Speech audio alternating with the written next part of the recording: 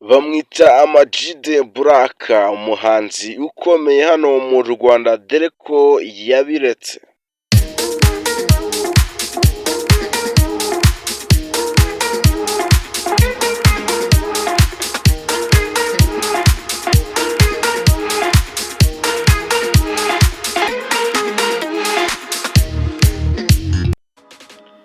Ni nyuma y'uko akoze ibintu bikomeye muri muzika nyarwanda, dore ko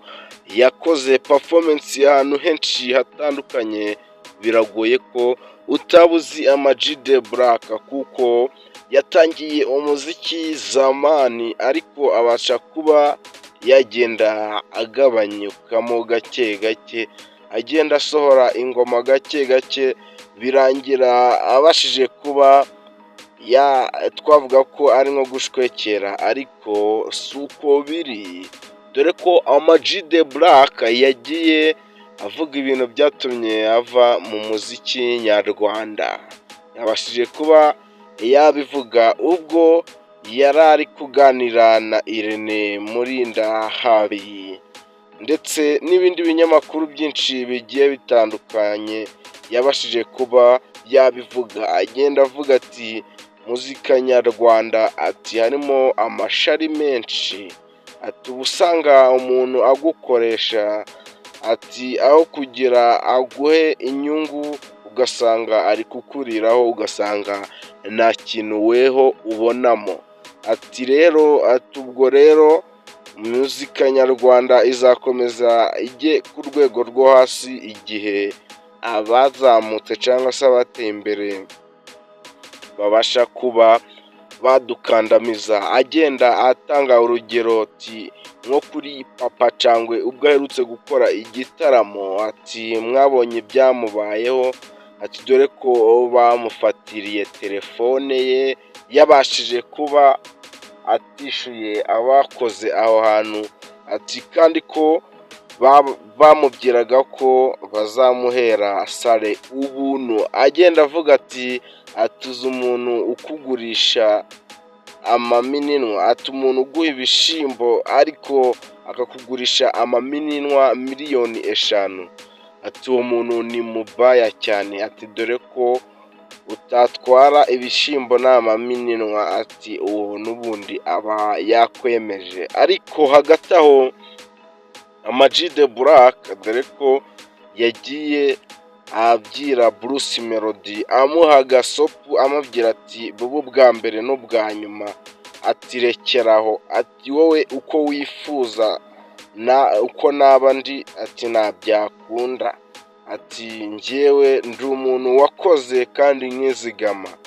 ati Bruce Melody wowe, ati ugenda uba ushaka kunsebya, ati ibintu n'iki n'iki, ati kandi Bruce Melody ati turaziranye cyane. Ama-G The Black agenda amubwira ati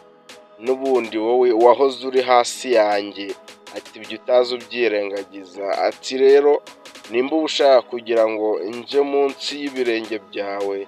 ati nono, ati ntibyakunda. Dore ko Ama-G The Black yagarutse cyane kuri Bruce Melody, agenda amubwira ati Bruce Melody, ati ibyo bintu byihorere, ati ndi umufana wawe, ariko tuza ukomeze ukora ibintu byawe utanzanyemo, utaje uzanamo uruntu rw'urwango, ati kandi waramamaye, ati ariko ntuze wibagirwa aho wavuye, ati urabizi twakoranye ibintu byinshi bigiye bitandukanye, ati ibitaramo bigiye bitandukanye byinshi, ati ariko ntabwo wavuga ati ndakwishinyoraho bene ako kageni. Agenda amubwira ati tuza, ati n'abandi bazazamuka, ati nk'uko natwe twari twarazamutse ariko tukagwa, ati ntabwo wakirata utyo, ati muzika ntawamenya ibyo ari byo, ati buca bwitwa ejo. Agenda anavuga ati The Ben ati ni umuntu ufite tara uzamuka neza, ati nawe yakudepasa ugasanga ugiye hasi ye, ati kandi ukomeje ayo mashari ufite, ati urwo runtu, ati ntabyakunda.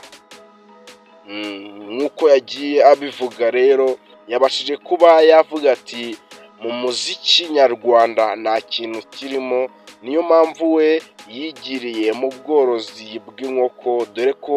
aribwo asigaye akora,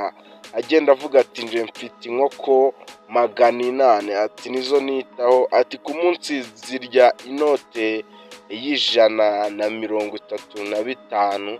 ati ubwo rero ati nta kintu wajya umbesha, ati komeza ukore umuziki wawe nanjye nibere mu bworozi bw'inkoko, ariko ibintu by'amagambo ubireke Bruce Melody, ati turaziranye, ati wowe buri kimwe cyose cyawe ndakizi, ati tuza rero udakoze ino hagati mu ntozi ugasanga mvuze n'ibindi byinshi n'amabanga menshi dufitanye ugasanga ugiye ahagaragara. Rero nshuti twakomeje kubana muri iki kiganiro, nkwibutsa ko nimba utarakora subscribe